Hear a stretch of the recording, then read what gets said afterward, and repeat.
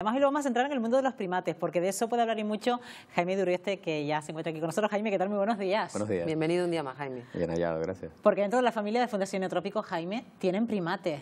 ¿Cuántos Sí, primates tienen en la Fundación Neotrópico? Pues alrededor de 15 primates y la verdad es que estamos continuamente recibiendo animales depositados por las autoridades como consecuencia del tráfico ilegal. Y es importante reseñar que precisamente todos los primates está prohibido su tenencia por parte de particulares.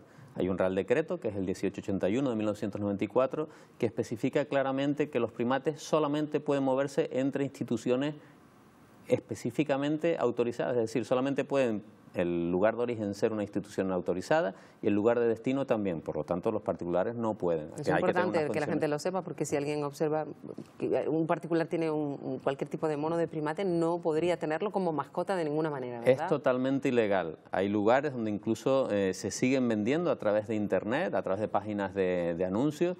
Y es sorprendente. Lo bueno es que tanto Guardia Civil como distintas fuerzas de seguridad, como el Cuerpo General de la Policía Canaria, actúan interviniendo estos animales.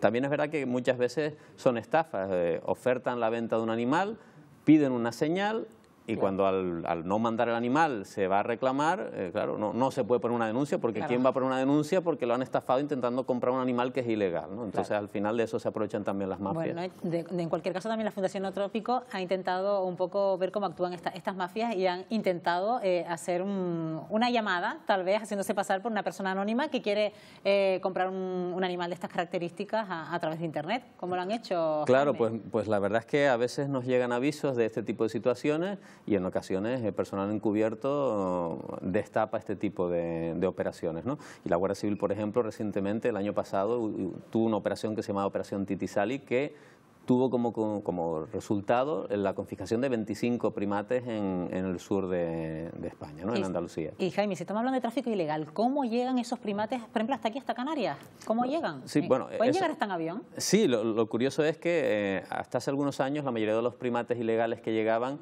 lo hacían a través de embarcaciones, de barcos que venían pues de África, de Sudamérica. Eran especies incluso medianas o grandes. Ahora, con el mayor control de aduanas, las especies con las que se trafica suelen ser relativamente pequeñas: titís, tamarino, monos ardilla, algún capuchino. Y desgraciadamente esto se produce incluso a través de la vía aérea, ¿no? Hace algunos años también, en el aeropuerto de Los Rodeos, por ejemplo, recuerdo uno de los casos, un vuelo procedente de Colombia, la Guardia Civil dio el alto a una señora que venía con una actitud relativamente sospechosa, y cuando se acercaron a ella se dieron cuenta de que debajo de la camisa algo se movía, ¿no? Bueno, pues esta señora traía un mono tamarino semi-anestesiado, semidrogado, para que no se notara que venía, pero venía deshidratado, con diarreas, con una infección importante. Claro, porque luego están las condiciones en las que viajan esos animales, ¿no? Claro, hay que tener en cuenta que todos estos animales, aparte de estar prohibido su tenencia para particulares, por su cercanía genética con el ser humano, son portadores de enfermedades que son muy transmisibles. Entonces pueden tener desde virus de inmunodeficiencia, hepatitis, tuberculosis, enfermedades que son realmente importantes y que precisamente por haber llegado a través de esas vías sin ningún tipo de control sanitario, pues pueden llegar con cualquier tipo de patología transmisible al ser humano. Ya comentaba Jaime que, como suele hacer la Fundación Neotrópico, pues ahí están ustedes para acoger a estos animales cuando se detectan en algunos puntos, los que tienen en particular en la Fundación. Ya sabemos todos que no solo hay primates, sino muchísimos animales más. ¿Cómo han llegado allí? ¿Qué historias tienen? Pues, ¿Algunos que te llamen la atención en particular? Sí, tenemos distintos ejemplares que han llegado a distintos lugares. Tenemos, por ejemplo, primates confiscados en circos, que eran Estamos viendo uno de las imágenes que nos mandaste. Bueno, este es un cercopiteco verde de un zoológico que se clausuró en la isla. Toma, mira, ven. Es un animal bastante mayor, que además es diabético, pero además ahora quiero recordar que bosteza, y podemos ver pues uno de los peligros que tienen los primates, y es que tiene unos dientes realmente importantes, ¿no? Este mono es un mono verde, un Chloroceus etíops. Ahí va. Ahí está. Se hemos visto los dientes, sí. De lejos, pero lo hemos visto. Bastante más grandes que los de un perro en proporción, ¿no? Este es otro mono cercopiteco, un Cercopithecus mona, también proveniente de confiscación por tráfico ilegal. Son animales que desgraciadamente por lo parecidos que son al ser humano tendemos a entropizarlos y pensamos que son buenas mascotas, y aparte de la cuestión legal no son buenas mascotas porque tienen comportamientos realmente complejos, viven en grupos y necesitan un tratamiento especial, ¿no? Este animal que comentaba, confiscado en un circo, lo mantenían drogado y le pegaban para poder sacar fotografías con la gente, ¿no? Entonces este ejemplar tiene un comportamiento hiperagresivo, no es posible su devolución al medio natural por esto precisamente, y son animales que tienen casos curiosos cada uno. Pero luego se ha convertido también parte de la familia de la Fundación Neotrópico, aunque tenga esas reacciones un tanto agresivas también, incluso con sus nombres, ya se desenvuelven muy bien con Jaime. Sí. Bueno, conocemos a Waldo, a Juanita, ¿quiénes más forman parte de la familia? Bueno, de los primates? tenemos varios grupos de primates. De capuchinos hay dos grupos, uno de ellos está constituido por Waldo, que fue un ejemplar que apareció corriendo entre La Matanza y La Victoria, entre unas fincas. Se ve que alguien lo tenía de forma ilegal, se escapó, lo abandonaron y evidentemente pues nadie lo reclamó porque es ilegal su tenencia, ¿no? Waldo es el macho beta del grupo. Yo soy el macho alfa y entonces pues todos me tratan con bastante respeto, pero Juanita, por ejemplo, que es este ejemplar confiscado en un circo, cada vez que Waldo se acerca a establecer contacto conmigo, pues ella está siempre al lado como un guardaespaldas pendiente que yo no le vaya a hacer daño, que evidentemente no se produce nunca, pero ella siempre sospecha del ser humano, ¿no? Después está Jasperina, por ejemplo, que es una mona confiscada en Holanda, venía toda amarrada dentro de una caja en el aeropuerto, la localizaron, le fracturaron la cadera por esa inmovilización y ha soldado mal y bueno, es coja de una pata.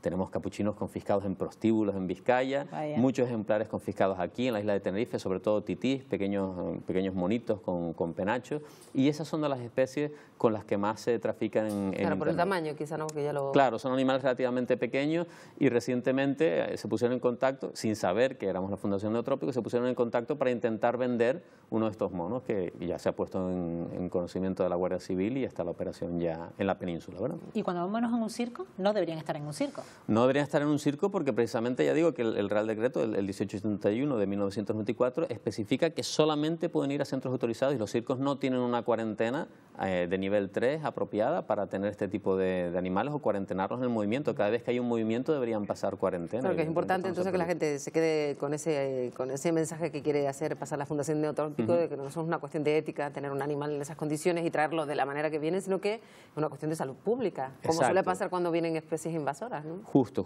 Además hay que tener en cuenta que hay distintas normativas vinculadas a los primates, no solamente lo que es la normativa sanitaria, que es la que estamos comentando, sino que después está el CITES también, ¿no? Que es el Certificado Internacional de Tráfico de Especies Silvestres, que es el que controla el movimiento de especies de origen silvestre o criadas en cautividad, pero de especies protegidas.